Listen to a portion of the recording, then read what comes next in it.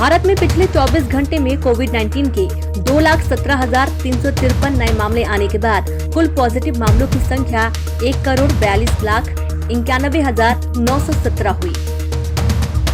1,185 नई मौतों के बाद कुल मौतों की संख्या 1,74,308 हो गई है।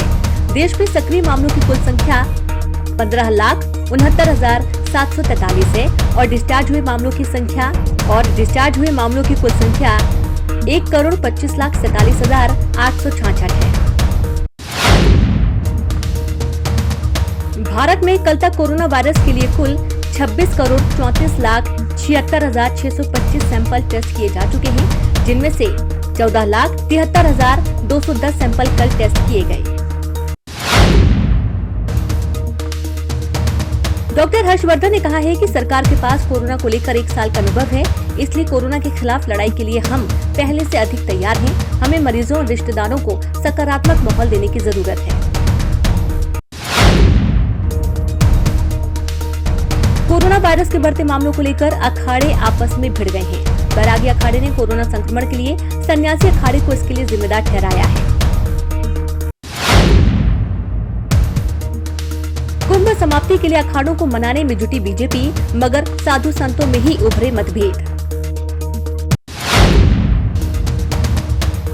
पीएम केयर फंड के तहत 100 नए अस्पतालों में ऑक्सीजन प्लांट स्थापित किए जाएंगे और 50,000 मीट्रिक टन मेडिकल ऑक्सीजन का आयात भी किया जाएगा। उड़ीसा सरकार का कहना है कि हमारे पास वैक्सीन की कमी है। उड़ीसा के सभी 1500 टीकाकरण केंद्रों के लिए पर्याप्त स्टॉक नहीं है। इस कारण केवल 700 टीकाकरण केंद्रों को संचालित किया जा सकता है। कोरोना वायरस के बढ़ते मामलों के बीच ताजमहल को 15 मई तक के लिए बंद कर दिया गया है। कांग्रेस नेता दिग्विजय सिंह ने ट्वीट कर जानकारी दी कि वो कोरोना पॉजिटिव आए हैं और अपने दिल्ली निवास में क्वारंटीन हैं। बंगाल में कोरोना फैलने पर दीदी भड़क गई हैं। उन्होंने कहा कि 5 माह से कोरोना नहीं था, भाजपा बाहर से लोगों को लाई और फैलाई महामारी। पीएनबी घोटाले का मुख्य आरोपी नीरव मोदी भारत लाया जाएगा। ब्रिटेन के गृह विभाग ने प्रत्यर्पण को दी मंजूरी।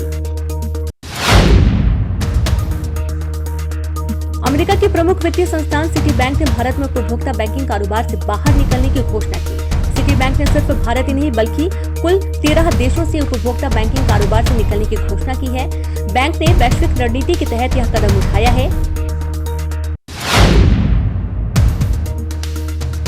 दिल्ली एनसीआर में बदला मौसम का मिजाज, धूल भरी आंधी और गरज चमक के साथ बरस रहे बादल। देश में इस बार मानसून सामान्य रहेगा। शुक्रवार मौसम विभाग की ओर से इसकी जानकारी दी गई। मौसम विभाग की ओर से कहा गया है कि ओडिशा, बिहार, झारखंड, छत्तीसगढ़, पूर्वी उत्तर प्रदेश, असम इन राज्यों में सामान्य बारिश होगी।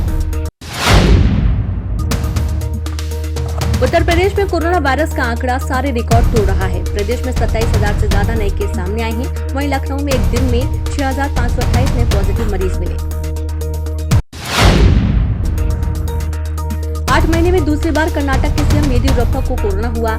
उन्हें पहले ही वैक्सीन लगाई जा चुकी है। हरियाणा के सीएम मनोहर लाल खट्टर ने किसानों से अपील की है कि अवसर उस प्रकार के आंदोलन करने का नहीं है।